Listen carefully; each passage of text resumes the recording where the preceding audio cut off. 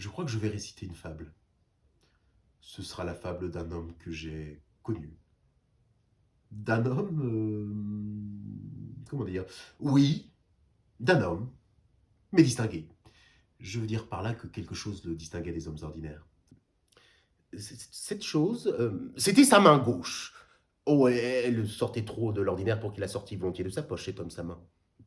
Il en avait honte. Elle était en bois. Ce n'est pas que le bois en lui-même lui parut une chose honteuse à cet homme, non. Même une main en bois qu'il trouvait par hasard, il l'aurait serrée volontiers. Que cette main en bois lui appartint à lui, ce n'était pas non plus ce qui le rendait honteux. Il y a des hontes qui ne se raisonnent pas. On pourrait croire que ma fable s'arrête là, avec cette morale déjà forte, pourtant je continue, vous allez voir.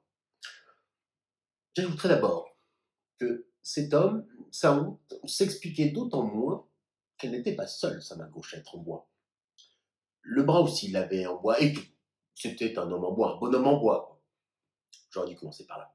Bon, je la raconte pas bien cette fable, hein. En fait, c'est l'histoire d'un bonhomme en bois ordinaire, comme on en voit beaucoup, rien de très particulier. Si, sur la tête, on lui avait collé des cheveux très longs, et j'ajoute verts, des cheveux verts. Vous verrez plus tard l'importance de ce détail. Alors un jour qu'il attendait sur le bord d'une route immobile, oui, bien sûr, immobile. Je ne dis pas que ce fut un robot. Non, non, un bonhomme en bois, tout ce qu'il y a d'ordinaire, sauf que, précisément, et ça j'aurais dû le dire, il avait une raison supplémentaire de ne pas bouger. C'est que, comme je raconte mal, ses deux jambes l'apparentaient aux sirènes. Ouais, elles faisaient bloc. Elles étaient soudées. Une seule grosse jambe, si vous voulez, hein, mais grosse. Hein. Et c'est tout de même ce qui lui permettait de tenir debout à cet homme, cette espèce de grosse boule cylindrique. Les pieds ne lui auraient pas suffi, vu sa hauteur. Parce qu'il était très grand, immense même. C'est d'ailleurs ça qui frappait au premier coup d'œil, je sais, j'aurais dû le dire. Donc, un jour qu'il attendait sur le bord d'une route, solidement plantée dans le sol, en rang, oui, parce qu'il y en avait plusieurs. Il y en avait même beaucoup des comme lui, hein, je sais, j'aurais dû le dire au début. Donc, des deux côtés de la route ils attendaient en plein soleil. Bon, il y avait bien de l'ombre, mais ils ne pouvaient pas s'y mettre parce que c'est eux qui la faisaient l'ombre avec leurs longs cheveux verts. Avec leurs cheveux verts, je ne sais pas pourquoi j'ai dit long, c'est plutôt large qu'il faut dire, enfin, bref, comme une feuille, quoi. Enfin, c'était pas vraiment des bonhommes en bois, c'était plutôt des arbres, mais les arbres aussi sont en bois. Alors, ils attendaient tous ensemble comme ça.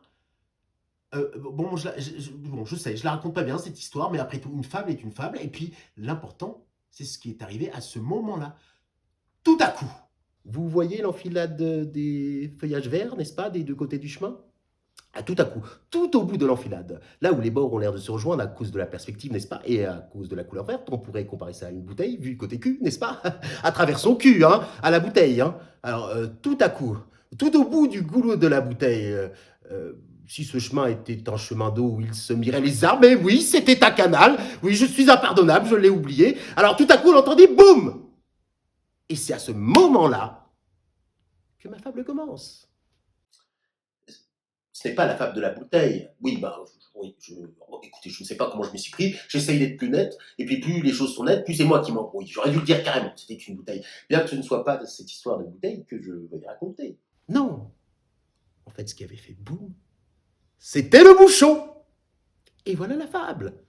C'est la fable du bouchon. Alors, il était une fois un bouchon de Liège, un de ces bouchons qui ont connu le tire-bouchon et qui ne s'en remettent jamais tout à fait, capable de flotter mais qui n'en savaient rien parce que les bouchons flottent toujours mais n'en savaient rien. Un bouchon, quoi, rien d'extraordinaire, mais distingué cependant. Pas n'importe quel bouchon, car le 10 septembre 2024, c'est ce bouchon que j'avais dans la main gauche. Il faisait un soleil adorable et mon bouchon prenait dans la lumière déjà crépusculaire une couleur tendre, bois de rose. Ma main gauche aussi est en bois de rose et je crois que, quoi qu'il m'arrive, jusqu'à l'heure de ma mort, je me souviendrai toujours de cet instant qui, avec un bouchon de rien du tout, termine la plus belle fable de ma vie. Je suis si triste de l'avoir si mal racontée. C'était la fable du bouchon et du fabuliste.